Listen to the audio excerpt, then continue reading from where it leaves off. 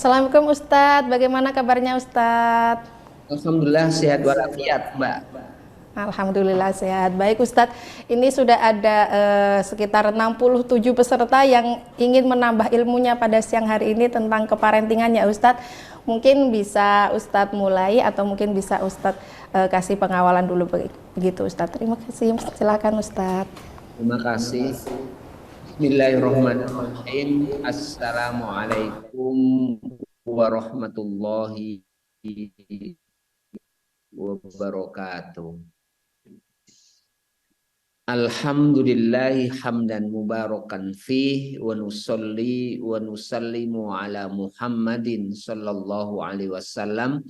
Asyhadu an la ilaha illallah wa asyhadu anna Muhammadan abduhu wa rasuluh. Allahumma sholli ala Muhammad wa ala ali Muhammad.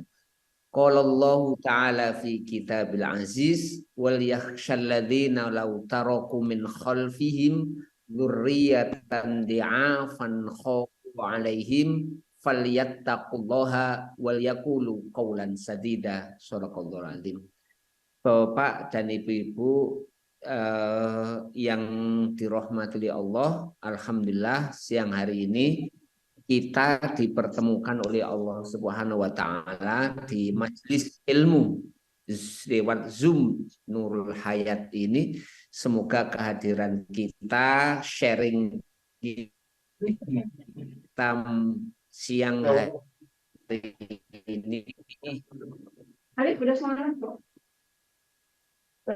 manfaat tentu khususnya kepada Bapak Ibu yang dirahmati Allah. Izinkan saya untuk yang namanya share screen ya. Bentar, kok share screen-nya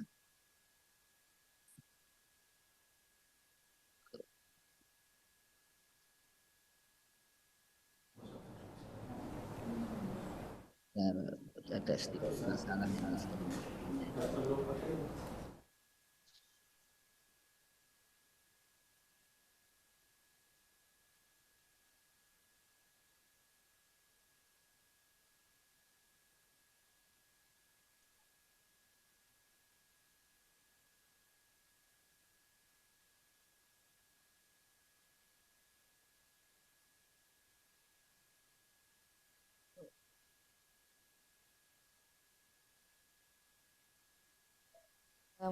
Mohon maaf sambil menunggu Ustadz Jinan untuk share screen-nya, nanti ayah dan bunda bisa langsung menulis pertanyaan terkait tema kita pada siang hari ini di kolom chat ya ayah bunda. Jadi bisa langsung dituliskan nanti sambil setelah selesai Ustadz Jinan menyampaikan materinya, nanti bisa langsung kita bacakan satu persatu untuk menjawabnya. Enggak sedikit masalah ini Mbak, saya nanti share-nya nanti ya. Oh ya baik Ustadz. Saya memulai materi ini dengan sedikit cerita ya Bapak Ibu. Sekitar 1 bulan yang lalu, saya kebetulan diminta mengisi di sebuah pesantren di daerah Bogor, namanya Maghfirah. Nah, kebetulan pesantren ini ownernya atau foundernya adalah salah satu teman saya dulu di pesantren, tepatnya di Gontor. Dulu kami sangat akrab dengan beliaunya. Saya tidak mungkin menyebutkan beliaunya, sangat akrab, bahkan pernah satu kelas itu 4 tahun. Jadi 4 tahun di Gontor itu satu kelas sama beliaunya. Kenapa kok satu kelas? Kebetulan kami di kelas yang dikatakan lumayan tinggi lah di Gontor, makanya satu kelas terus. Dan setelah 35 tahun, maka ada perbedaan yang signifikan antara saya sama teman saya tadi. Bahwa teman saya dulu potensinya sama kami dengan beliaunya. Kelasnya itu menunjukkan bahwa kami punya kapasitas yang mirip-mirip lah karena dalam 4. Tetapi setelah 35 tahun, maka yang terjadi udah sangat beda sekali. Saya sebagai trainer kemana-mana, tetapi beliaunya lebih dahsyat lagi. Bidang bisnisnya jalan, lembaganya pesantrennya jalan, sekolah tingginya juga sangat-sangat jalan, dan saya memberikan, oh ini potensi sangat besar dari beliaunya. Kalau saya melihat begini, di awal-awal ketika kami setingkat SMP, SMA, mungkin levelnya sama potensinya ini. Tetapi ada potensi yang betul-betul maksimal itu terjadi pada beliau, tetapi ada yang potensinya ya sekedar maksimal seperti saya ini. Setelah 35 tahun yang ini. Lah, oke, itu satu sisi. Nah, yang menariknya adalah saya juga punya teman waktu di SD itu beliaunya itu ranking terus, matematikanya bagus dan secara potensi saya di bawah beliaunya. Tetapi setelah 35 tahun kemudian setelah lulus dari SD, maka yang terjadi bahwa teman saya yang di SD ini stagnan. Dia ya suka membangun rumah, tetapi potensinya ya normal-normal saja, dan ada perbedaan yang signifikan perubahan antara saya sama beliaunya secara potensi. Bahwa berarti kalau dari konstelasi ini saya di tengah-tengah, ada teman saya yang dahsyat, ada teman saya yang stagnan di potensinya yang awal. Apa maknanya, Bapak Ibu semuanya? Maknanya adalah bahwa ada beberapa potensi anak yang akhirnya tumbuh dan berkembang secara maksimal, dan ada yang namanya potensi yang tumbuh secukupnya, dan bahkan ada yang anak-anak yang sangat potensial tetapi nggak tumbuh. Maka disinilah sebenarnya kenapa kok hari ini saya ingin sharing terkait dengan ini, supaya bahwa masing-masing anak kita punya potensi yang sangat besar. Lah, tugas kita adalah Bapak Ibu, bagaimana kita ini memaksimalkan potensi itu supaya anak-anak kita itu tumbuh dan berkembang menjadi anak-anak yang luar biasa bagusnya. Nah, disinilah pentingnya Bapak Ibu yang dirahmati Allah, bagaimana yang pertama kali yang harus kita lakukan terkait dengan potensi ini, ya tentu mengenali potensi anak. Itu yang pertama, tahapan kita.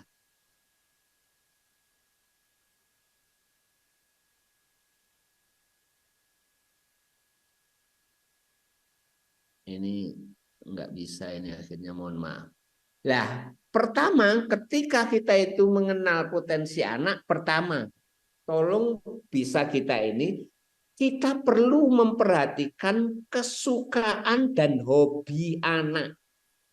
Ini penting ini. Dan kalau kita ingin mengetahui potensi anak, ya ketahui apa sih yang disukai oleh anak dan apa yang menjadi hobi anak. Apa rahasia di balik kesukaan dan hobi anak itu? Rahasianya adalah bahwa anak itu mampu melakukan kegiatan dalam rentang waktu yang panjang, ketika kegiatan itu menjadi kesukaannya dan menjadi hobinya. Maka biasanya pada titik hal yang disukai dan dihobi oleh anak, disitulah ada potensinya. Saya contoh mamanya, ada beberapa anak kok dia itu kesukaannya yaitu menggambar. Mungkin potensinya di titik itu. Itu hal yang kasat mata saja, yang sederhana. Terus kemudian yang kedua yang harus kita lakukan, bangun diskusi dengan anak dalam banyak kesempatan. Apa maksudnya adalah? Maksudnya adalah bahwa ayo kita sering diskusi, ngobrol santai dengan anak di banyak kesempatan, karena dari obrolan-obrolan itu kita akan lebih tahu kesukaannya. Karena ada beberapa anak itu kesukaannya itu nggak kelihatan kecuali setelah ngomong. Mungkin kesoalnya ngobrol itu sendiri, potensinya di potensi yaitu sosialisasi dan interpersonal, mungkin tidak pada gambar, tidak pada bergerak, tapi hasil ngomongan. Tolong sharing aja. Kemudian yang selanjutnya adalah untuk mengenali potensi anak, beri kesempatan anak untuk bergaul dengan teman-temannya. Dari pergaulan itu biasanya anak akan mulai kelihatan, oh potensi pada anak saya itu saat bergaul itu apa sih?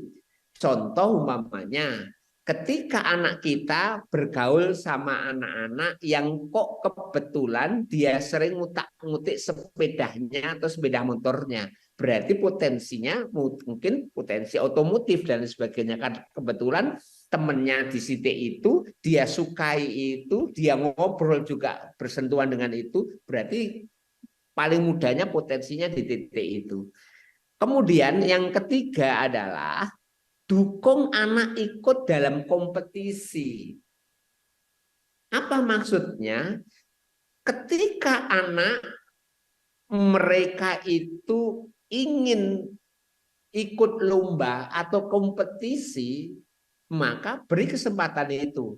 Ada anak yang dia sukanya adalah futsal dan dia coba untuk ikuti sama temennya. Boleh kita ini kan. Kenapa? Karena semakin yang namanya anak ikut kompetisi, lomba apapun, lomba pidato, lomba tahfidz Quran, lomba apa, itu menggambarkan di titik itu potensinya. Dan yang ketiga, yang selanjutnya, ajarkan tentang bekerja keras. Apa maksudnya ajarkan tentang bekerja keras? Maksudnya adalah bahwa kita perlu memberikan kesempatan anak untuk kerja keras. Karena kerja keras itu akan mengeluarkan seluruh potensinya. Mari kita pernah dengarkan cerita tentang seorang pemuda yang keluar dari kamarnya menjumpai yang namanya kupu-kupu yang baru menjumpai kepompong, di mana kupu-kupu di situ hendak keluar, tapi pemuda ini nunggu sampai 1 jam 2 jam nggak keluar kupu-kupunya dari kepompongnya. Akhirnya pemuda ini kemudian ngambil gunting dan kepupu yang tidak segera keluar dari kepompongnya itu digunting kepompongnya, dan sejenak kemudian kupu-kupu bisa keluar dari kepompongnya tetapi jatuh terkulai di dahan sebelahnya.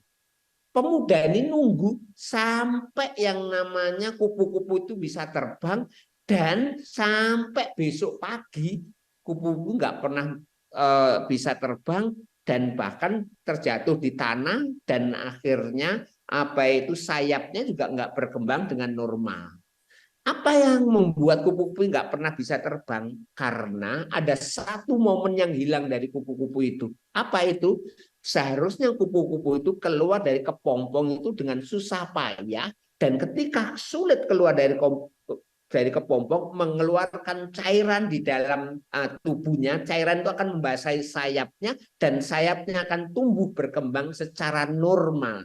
Nah, ketika sayapnya tumbuh dan berkembang secara normal, maka sebenarnya pada titik itulah kupu-kupu itu bisa terbang. Apa maknanya analoginya? Anak-anak kita, ya kan? Anak-anak kita yang dia itu mengeluarkan energinya bekerja keras, maka biasanya akan keluarlah seluruh potensi yang ada di dalam dirinya. Dan yang selanjutnya, biarkan anak yang memilih apa yang disukainya. Ingat, potensi itu nggak bisa dipaksakan. Betul-betul harus soft, harus natural, dirasakan apa sih yang memang disukai anak saya, apa sih potensinya, dan lain sebagainya. Kemudian selanjutnya, Bapak Ibu, kita juga bisa mendiskusikan dengan gurunya. Ustazah, Ustadz, kalau menurut Ustadz, Ustazah, hasil pengamatan di sekolah, apa sih potensi anak saya, itu juga akan membantu untuk itu. Lah, itu beberapa tahapan. Lah, sekarang apa sih jenis-jenis potensi anak? Saya ngambil aja salah satu potensi yang disampaikan oleh Howard Gardner, yaitu ada 8 kecerdasan. Ya, 8 kecerdasan. Yang pertama adalah kecerdasan Kan. Howard Gardner itu menyebutkan ada 8 potensi atau kecerdasan manusia. Halo, Assalamualaikum. Ya, kedengaran Ustadz. Oke, saya lanjutkan.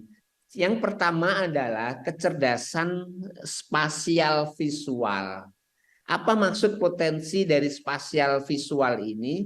Seorang anak yang suka menggambar, seorang anak yang suka coret-coret, seorang anak yang ketika dia foto, mengambil foto, dia itu mampu mengambil angle yang bagus atau sudut pandang yang bagus, berarti dia potensinya spasial visual. Anak-anak yang punya potensi ini tentu menjadi arsitek cocok. Di pilot pun juga ketika di kegiatan dalam kehidupan ini yang tentu membutuhkan potensi spasial visual, bahkan yang untuk video dan lain sebagainya. Anak namanya verbal linguistik. Verbal linguistik itu adalah kecerdasan bahasa. Ada beberapa anak yang kalau berbicara itu begitu jelasnya, begitu logikanya runtut, kata-katanya juga pas, setiap kata atau kalimat yang dikeluarkan itu berarti punya kecerdasan linguistik. Yang ketiga, kecerdasan atau potensi logis matematik. Ada beberapa anak kita punya kecerdasan logis matematik. Logikanya jalan, bisa mencoba untuk memperkirakan, merasakan hukum sebab akibat, terus juga tentu analisa logis terhadap kondisi tertentu dan bahkan hitung-hitungan. Kemudian yang keempat, potensi kinestetik. Biasanya kinestetik ini adalah olahragawan, dia bergerak, senam, dan lain sebagainya, itu juga kinestetik. Kemudian ada kecerdasan nada atau kecerdasan musik. Ada anak-anak yang ketika melantunkan ayat Al-Quran itu nadanya pas, dari dalam hati, iramanya juga bagus, dan lain sebagainya. Ada potensi atau kecerdasan interpersonal. Interpersonal itu kecerdasan untuk bersosialisasi. Setiap ketemu orang rasanya klek, dekat dengan orang itu kecerdasan interpersonal. Nah, yang selanjutnya adalah kecerdasan intrapersonal. Apa kecerdasan intrapersonal? Kalau inter itu anak itu kepada orang lain, tapi kalau intrapersonal, anak itu terhadap dirinya. Oh, dia mencoba memahami dirinya, muhasabah diri, introspeksi, itu pandai anak-anak yang intrapersonal ini. Dan potensi naturalistik, yaitu potensi kecerdas alam, memelihara hewan, memelihara tumbuh-tumbuhan, dan lain sebagainya. Lah, dari titik-titik ini, Bapak Ibu semuanya, dari potensi-potensi minimal 8 ini sebenarnya banyak.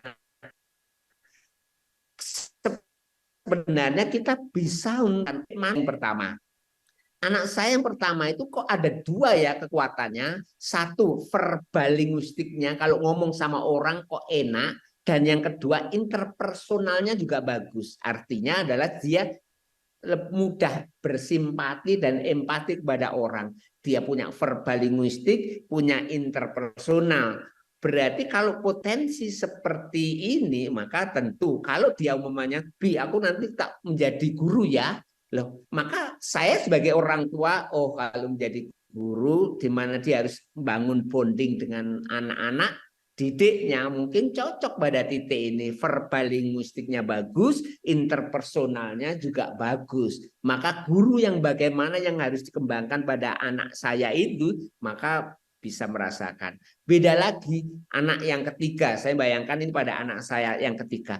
Kok anak saya yang ketiga ini cenderungnya dia itu adalah cenderung perenung, tidak banyak berbicara tapi kuat di intrapersonal dan naturalistik. Naturalistik dia suka memelihara, suka ini. Apa yang harus dikembangkan? Ya dikembangkan adalah potensi pada titik itu. Dia tidak suka berbicara banyak orang, tetapi dia suka merenung, berdiam, tetapi dia suka dengan alam ini. Maka tinggal potensinya yang dikembangkan dan wilayah mana yang nanti bisa dikembangkan. Di aspek-aspek itulah dengan kita lebih mengetahui ini.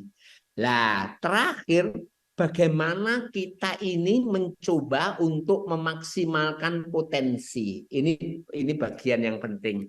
Pertama, ayo berikan wawasan yang luas pada anak kita bahwa mereka harus punya pengetahuan yang luas tentang kehidupannya, tentang dirinya, tentang potensi-potensi yang mungkin bisa dikembangkan pada diri anak itu. Ya, diskusi dengan anak, saya pikir sesuatu yang cukup.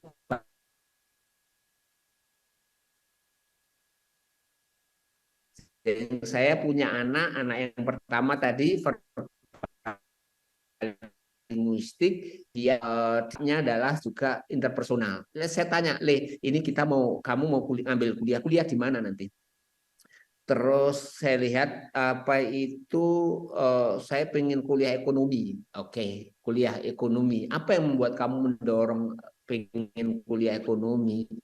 Ya, saya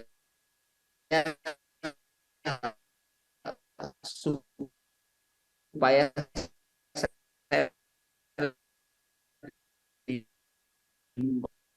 memanage ekonomi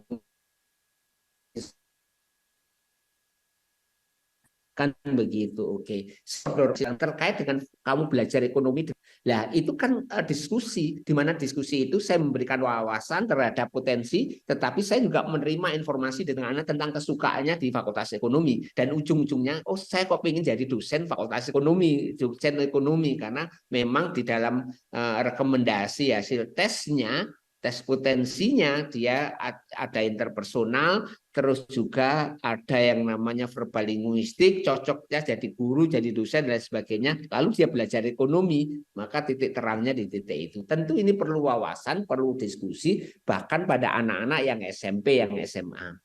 Kemudian membiarkan anak mencoba dan menentukan pilihannya. Pilihan tetap pada anak, walaupun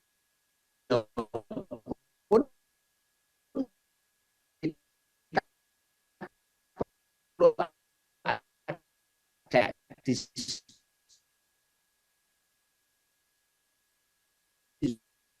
Putus-putus lagi suaranya, Ustadz. ya setiap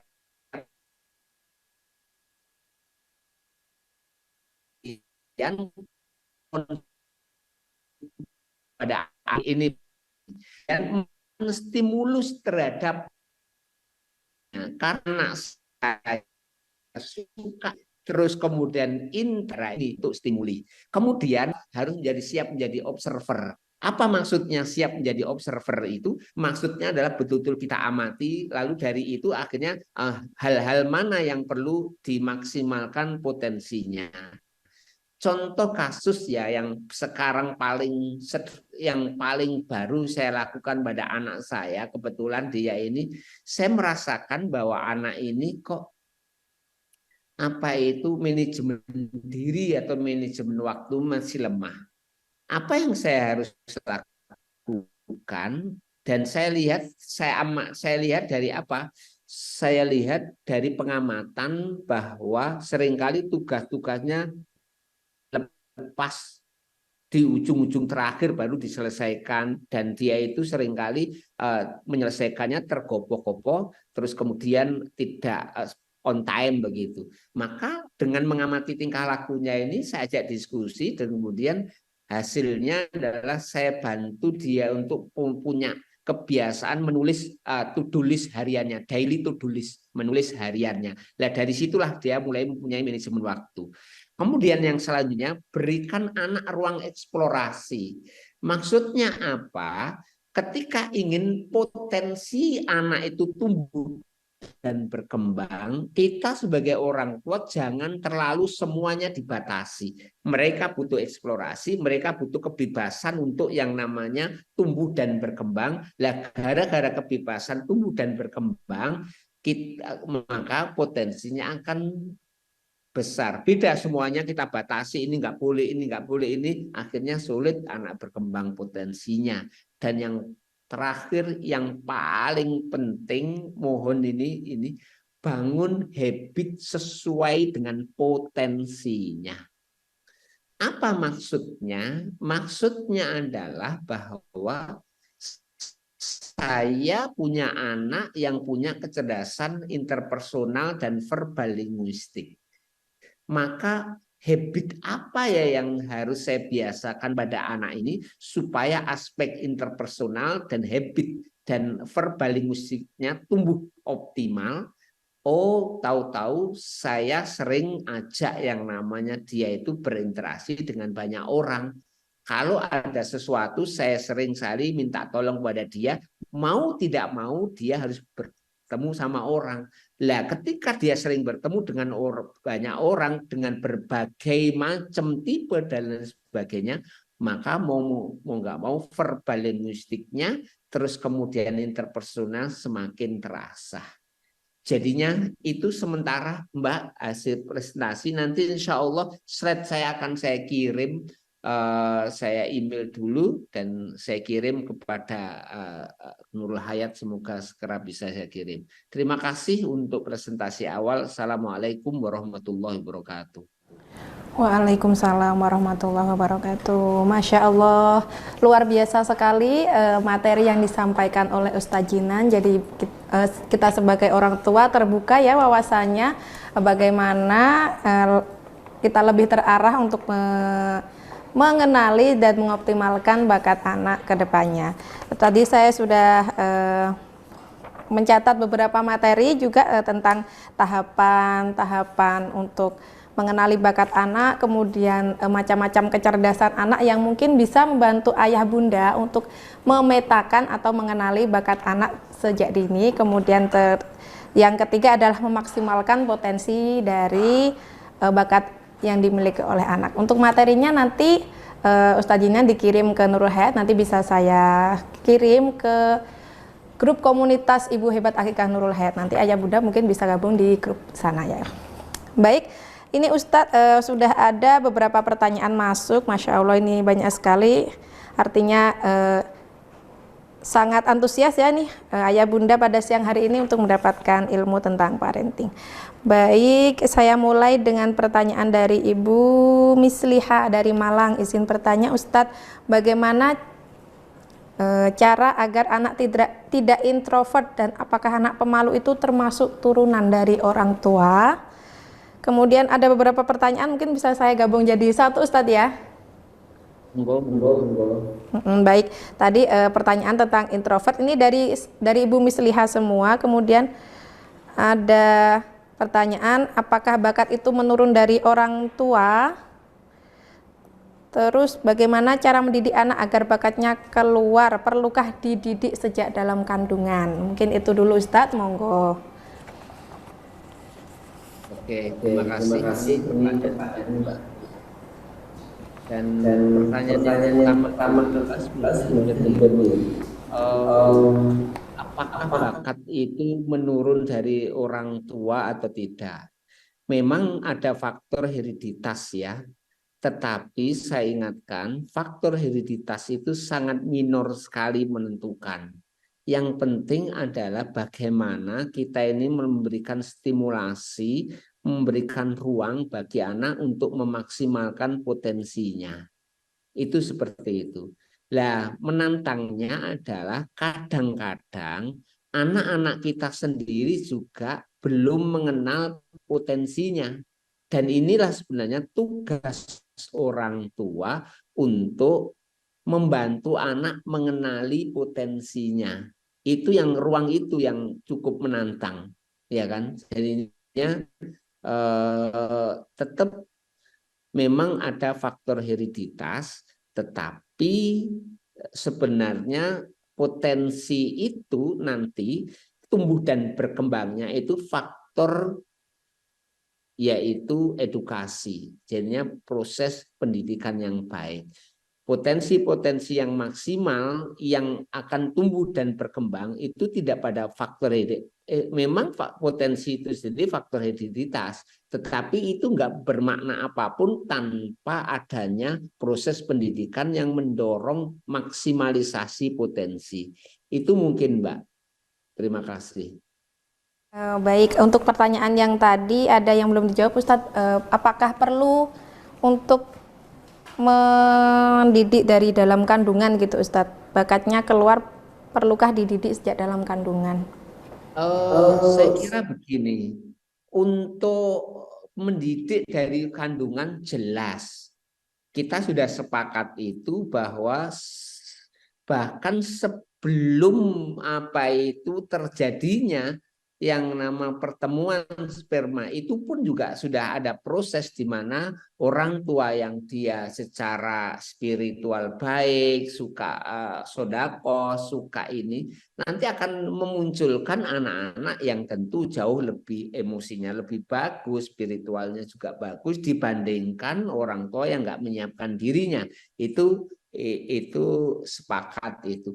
Tetapi bukan berarti bahwa kita itu bisa memilih potensi mana yang anak kita.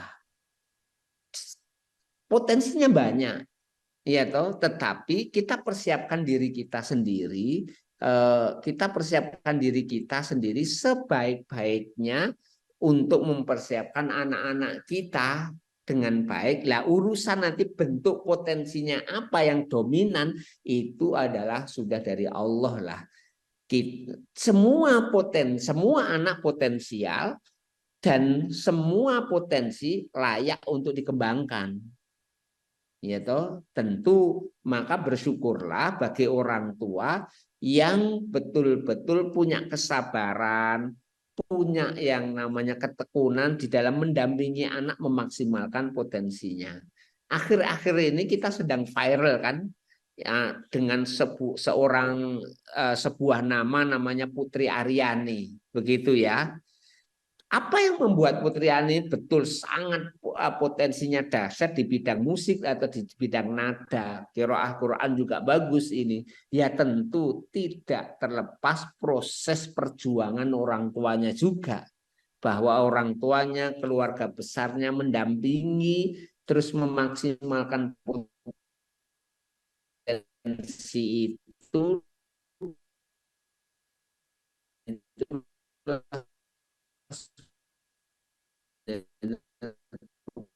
tugas kita sebagai orang tua. Mas. Halo. Baik, baik. Tadi ya Ibu Misliha untuk bagaimana persiapan kita bahkan sebelum hamil ya Ustadz, bahkan sebelum hamil orang tua sebaiknya mempersiapkan baik-baik mulai dari amal soleh, kemudian melakukan hal-hal baik yang lainnya. Baik, terima kasih Ustadz. Ini untuk pertanyaan selanjutnya Ustadz ya. Ini dari Ibu Binti Rohma. Mohon izin Ustadz, jika anak dari SD sudah gemar berjualan, baik di sekolah maupun di rumah, namun kurang mumpuni dalam bidang akademik, sebaiknya sekolah lanjutan yang seperti apa? Maksudnya ini tingkat SMP yang cocok begitu Ustadz. Mungkin ada masukan dari Ustadz. Oke, terima kasih. Anak ini sudah gemar berjualan, ya toh.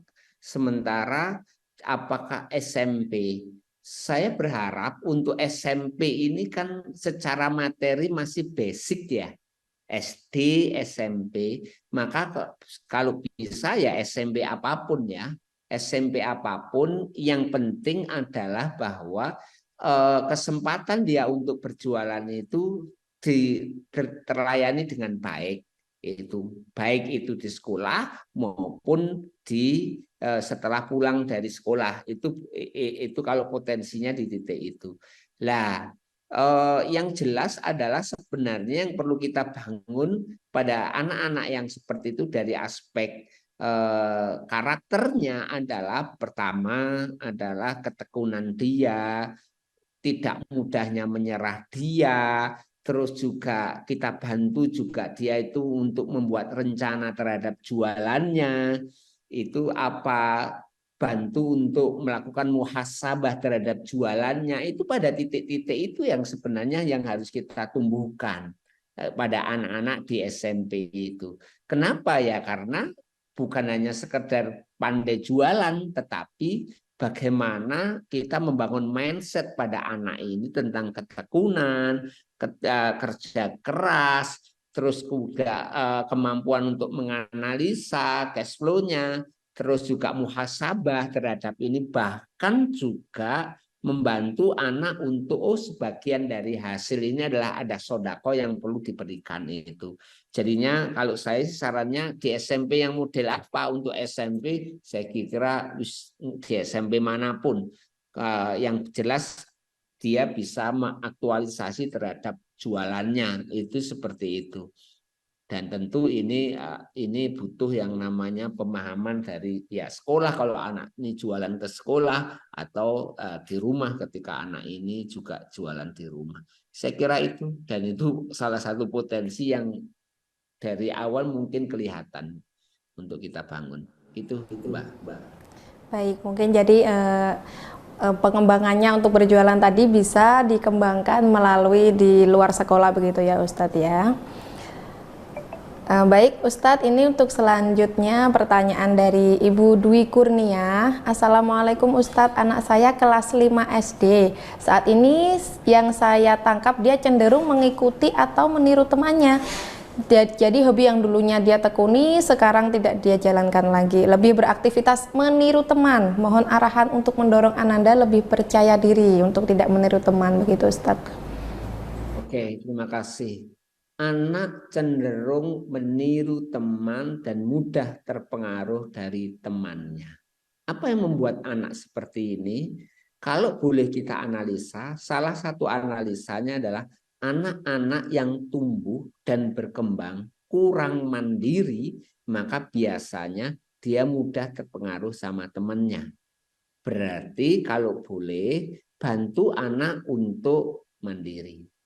Yang kedua, berikan kesempatan di dalam hidupnya itu, baik di SD maupun kalau SMP itu, untuk mempunyai yang namanya pendapat dan hargai pendapatnya. Supaya apa? Supaya anak-anak yang terbiasa diberi ruang untuk berpendapat dan dia komit terhadap pendapatnya, maka anak-anak ini cenderung nanti dia itu juga kuat di pegangan pendapatnya, usulnya, prinsipnya. Tapi sebaliknya, anak-anak yang selalu pendapatnya ditolak, maka dia cuek terhadap pendapatnya dan cenderung akhirnya ngikut teman-temannya. Jadinya itu mungkin salah satu bentuk yang harus dilakukan. Gitu, terima kasih. Baik, begitu Ibu Dwi Kurnia, jadi bantu untuk kemandirian sama kebebasan untuk berpendapat dari anaknya begitu ya Ustadz ya.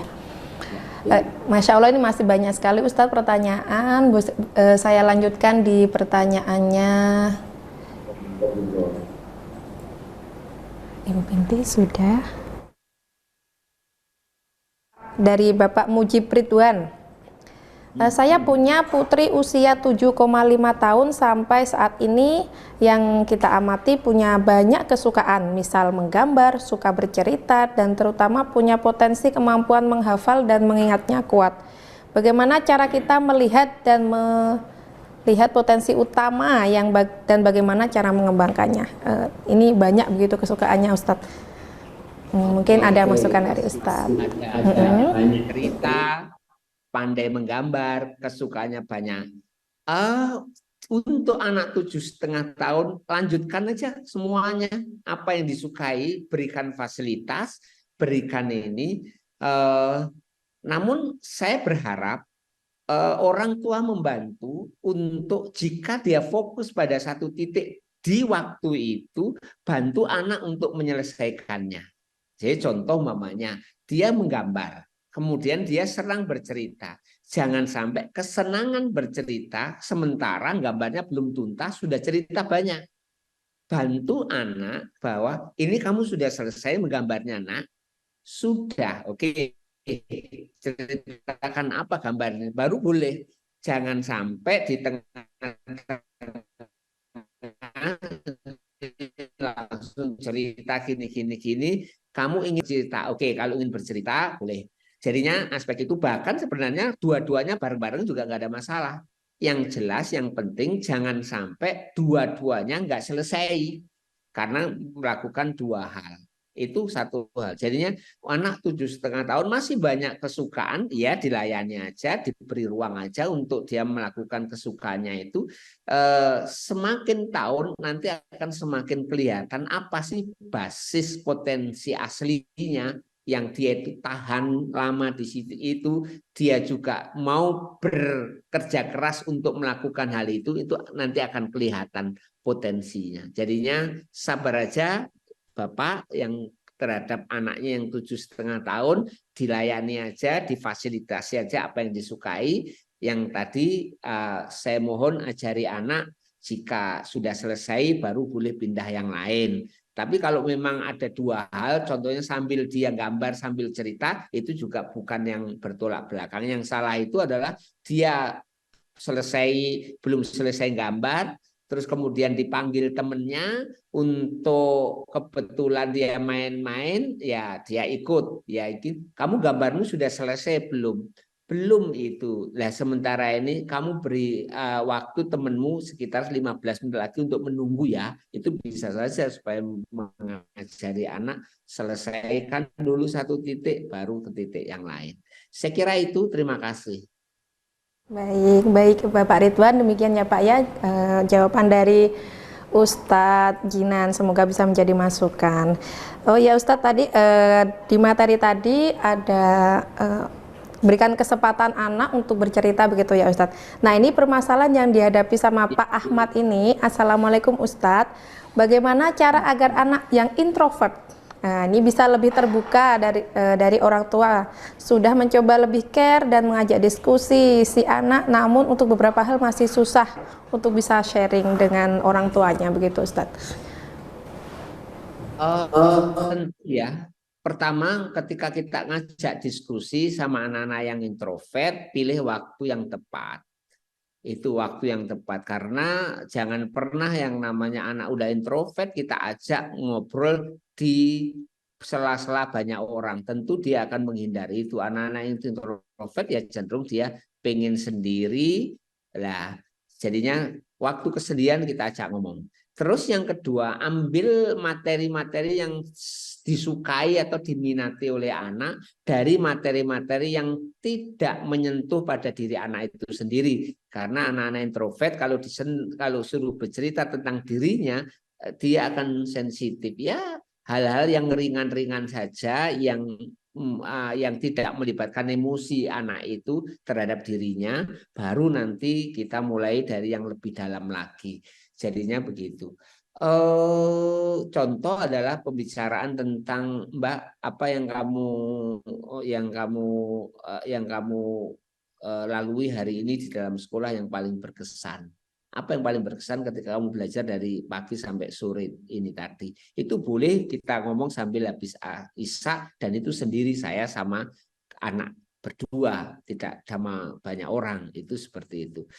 Analoginya beginilah tentang minat itu. Ada sebuah keluarga yang di sore hari bapak dan anaknya ingin memasukkan anak sapi atau pedet ke mana itu, ke kandangnya. Bapaknya narik narik talinya, anaknya itu dorong pantat sapi itu. Sulit, nggak mau masuk, gantian anaknya yang menarik tali sapi kecil itu, sementara bapaknya dorong pantatnya juga nggak sulit masuk. Apa yang terjadi? Akhirnya itu momen itu dilihat oleh pembantu daripada keluarga itu. Akhirnya pembantu itu mengambil bekas yang itu diisi susu, dan kemudian tiba-tiba datang ke muka daripada sapi itu, dan dot itu dimasukkan ke mulutnya. Sejenak kemudian pembantu keluarga itu pelan-pelan menarik atau mendorong dotnya masuk ke kandang, dan anak sapi itu akhirnya dengan mudah masuk ke kandang. Apa artinya? Insya Allah ketika anak kita itu kita ajak ngomong sesuai dengan minatnya, maka insya Allah mereka itu sedikit banyak akan mau bercerita. Tentu minatnya itu adalah tugas kita orang tua untuk mengidentifikasi apa sih yang disukai oleh anak ketika dia bercerita. Itu berarti sesuatu yang diminatinya. Saya kira itu, Mbak. Terima kasih. Kuncinya di timing sama minatnya si anak tadi Pak ya, berarti ya. Ya, betul. Baik, ini dari pertanyaan dari anonim Ustadz ini, apakah perlu dilakukan tes bakat pada anak di psikolog? Jika perlu bisa dilakukan di usia berapa ya Ustadz? Begini, saya sebenarnya melihat anak dengan mengobservasi itu sudah cukup sebenarnya, karena sehari-hari. Lah, apakah masih perlu? Anak saya waktu SMA saya coba saya teskan untuk memperkuat observasi saya. Jadinya saya tidak 100% percaya sama observasi itu, tes observasi itu, tetapi itu sebagai penambah keyakinan saya dari hasil observasi saya atau pengamatan saya sehari-hari. Jadinya begitu, Mbak. Akurat kalau orang tuanya sendiri begitu ya Ustadz ya, karena tahu kebiasaan anak sehari-harinya seperti apa begitu. Kita masih ada waktu Ustadz, kita lanjutkan ke pertanyaan selanjutnya Ustadz ya. Ini ada pertanyaan dari Ibu Yuyun Umi Fatimah. Assalamualaikum, izin bertanya, anak saya perempuan dan suka sekali permainan laki-laki seperti layangan, main bola, manjat pohon, dan dia ambil ekstra taekwondo. Sekarang dia suka sekali praktik masak, suka membuat story, ikut fotografi, dan semua itu dia yang minta. Usianya 11 tahun. Menurut Ustadz, potensi anak saya apa ya dan bagaimana mengarahkannya begitu? Di sini Ustadz. Iya. Pertanyaan. Nah, itu.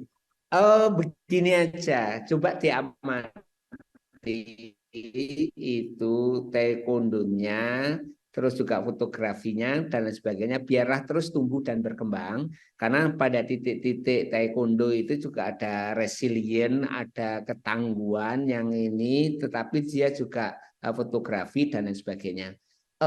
Tugasnya sekarang ini adalah bahwa kita mencoba untuk terus memberikan ruang, dan anak-anak SMP ini kadang-kadang diajak berpikir tentang apa yang diinginkan, ingin menjadi apa ketika dewasanya. Itu seperti itu.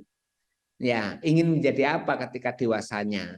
Lah, dengan seperti itu, apa sih manfaat taekwondo itu terhadap dewasa? Itu bisa juga ditanyakan begitu. Dan diskusi dengan anak terkait apa yang di aktivitasnya, cita-citanya, keinginannya, bahkan potensinya, itu adalah sesuatu yang menarik.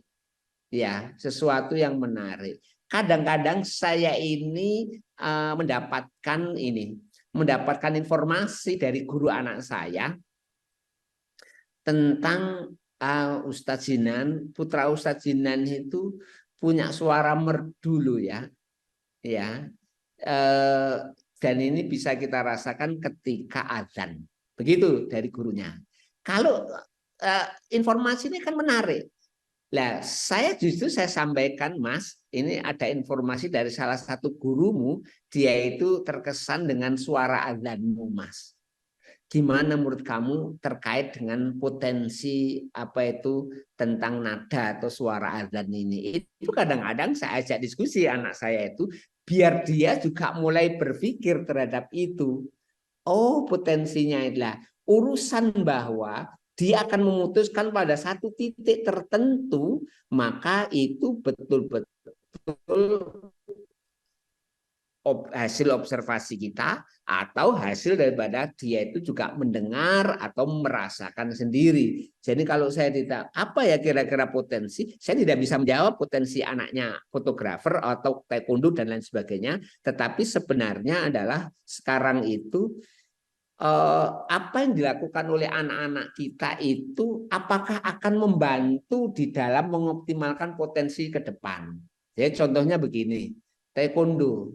Kalau anak suka taekwondo, saya pikir sesuatu yang menarik. Kenapa? Karena unsur resilient anak ini, ketangguhan anak ini akan apa itu akan terap dengan baik. Loh, fotografer itu apa potensinya? Ya potensi visual, spasial visual. Lah nanti urusan potensi-potensi tumbuh dan berkembang lalu dipakai di dalam dunia yang mana itu biarlah Allah yang akan menentukan itu. Tapi yang jelas ada biarkan itu tumbuh dan berkembang. Ingat bahwa tidak semua potensi selalu identik dengan cocok dengan yang namanya bidang yang digelutinya. Saya kira itu Mbak, terima kasih. Baik, terima kasih Ustadz. Ini tidak terasa waktunya sudah hampir jam 3 Ustadz ya. Ini mungkin pertanyaan terakhir Ustadz dari Ibu Raihana. Bagaimana cara menumbuhkan rasa percaya diri pada anak gitu Ustadz? Oke. Rasa percaya diri pada anak. Satu, anak-anak yang lebih mandiri itu lebih percaya diri. Berarti bantu anak untuk mandiri. Itu yang pertama. Terus yang kedua adalah orang tua harus pandai melihat kesuksesan-kesuksesan kecil anak dan mencoba untuk mengapresiasi. Ini penting. Terus yang ketiga adalah orang tua harus pandai untuk memberikan maaf dari kesalahan-kesalahan anak. Itu juga akan membantu kepercayaan dirinya. Dan kalau kita memberikan konsekuensi atau sanksi pada anak, hindari menyentuh aspek kepribadiannya. Tetapi konsekuensi yang bagus itu adalah konsekuensi karena dampak yang dibangunkan. Contoh mamanya ada anak yang kebetulan waktu makan dia itu kurang yang memperhatikan makanannya sehingga makan dan minumnya itu berjatuhan. Maka konsekuensinya dia membersihkan, merapikan tempat makannya. Dan ini tentu didampingi oleh orang tua. Anggap aja saya punya anak kelas 4. Waktu makan ngobrol, tidak pada tempatnya. Terus kebetulan di saat-saat makan itu gelas air minumnya tumpah dan menumpai yang namanya makanannya. Lah, tentu ini sesuatu yang nggak diharapkan ya. Kita nggak usah marah-marah, nggak usah ini. Bangun, Mas, ini makananmu tercecer, airmu ini. Ayo, apa yang harus kamu lakukan untuk supaya lantainya bersih lagi? Ya biarlah dia menjalankan inilah. Anak-anak yang mandiri, mudah dihargai, melihat kebaikan anak, dan kalau memberikan konsekuensi yang memang logis, maka insya Allah akan tumbuh dan berkembang menjadi anak-anak yang percaya diri. Dan ingat, percaya diri itu bukan selalu diwujudkan dalam bentuk dia berani tampil. Tidak, anak-anak yang tidak mau tampil, mungkin introvert, bukan berarti dia kurang percaya diri. Bentuk kepercayaan dirinya beda lagi dengan anak-anak yang ekstrovert. Saya kira itu Mbak, terima kasih.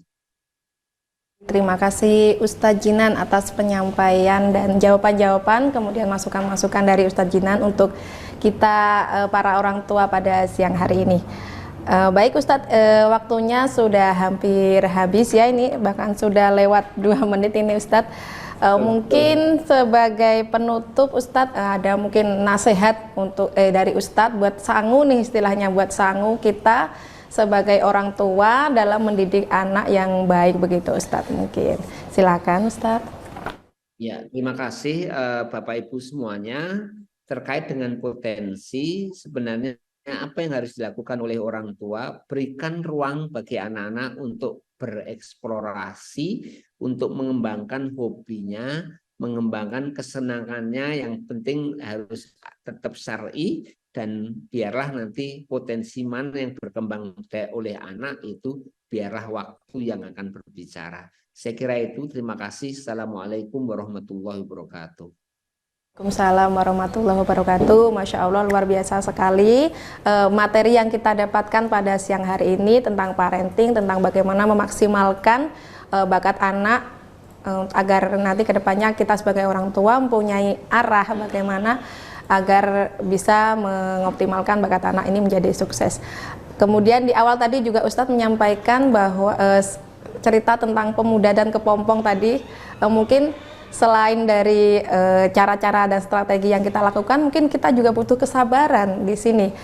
Bukannya langsung seperti pemuda tadi tidak langsung menggunting, tapi membiarkan prosesnya berjalan sesuai dengan naluri, dengan alamiahnya begitu. Agar bakat yang terasah, bakat yang dimilikinya dapat berkembang dengan benar, dengan optimal, dengan bagus. Baik, terima kasih Ustadz Jinan atas penyampaian materinya, ilmunya dan sharingnya pada siang hari ini. Mohon maaf, materinya sudah dikirim Mbak ya, nanti. Ya, baik Ustadz, terima kasih juga tadi sudah dikirimkan materinya. Nanti mungkin bisa saya share ke para peserta yang saat ini sudah hadir begitu. Ustadz, saya sebagai host di siang hari ini, mohon maaf Ustadz apabila pada siang hari ini terdapat salah kata ataupun perbuatan begitu Ustadz ya. Baik, untuk ayah bunda tadi sesuai janji ya, ada voucher akikoh senilai 100.000 untuk ayah bunda yang pada Family Talks hari ini aktif yaitu bertanya dan mengikuti sampai akhir. Ada dari untuk Ibu Misliha, untuk Ibu Binti, untuk Bapak Ridwan, Bapak Ahmad, sama yang satu lagi untuk Ibu Yuyun. Jadi ada 5 orang ya. Nanti bisa langsung menghubungi admin yang mengirimkan pesan tentang Family Talks pada siang hari ini tadi. Nanti bisa diklaim vouchernya, bisa digunakan untuk potongan akikoh atau bisa ditukar dengan 2 kotak plester akikah. Baik, terima kasih ayah bunda yang sampai siang hari ini sudah mengikuti acara sampai full, sampai selesai. Kita jumpa lagi di bulan depan dengan tema yang tentunya lebih menarik lagi. Ayah bunda yang saat ini sudah bergabung juga bisa mengirimkan masukan, saran ataupun tema-tema yang akan kita bahas di bulan depan. Jadi bunda bisa memberikan contoh-contoh tema atau materi melalui DM di Instagram Akikah Nurul Hayat. Kemudian jangan lupa bunda, di setiap bulan ini ada Family Talks, jadi pantau terus di Instagram Akikah Nurul Hayat. Saya Sofi dari Akikah Nurul Hayat pamit undur diri. Mohon maaf atas segala kesalahan, salah kata ataupun perbuatan pada acara siang hari ini beserta kru. Mohon undur diri. Kita jumpa lagi di bulan depan. Assalamualaikum warahmatullahi wabarakatuh.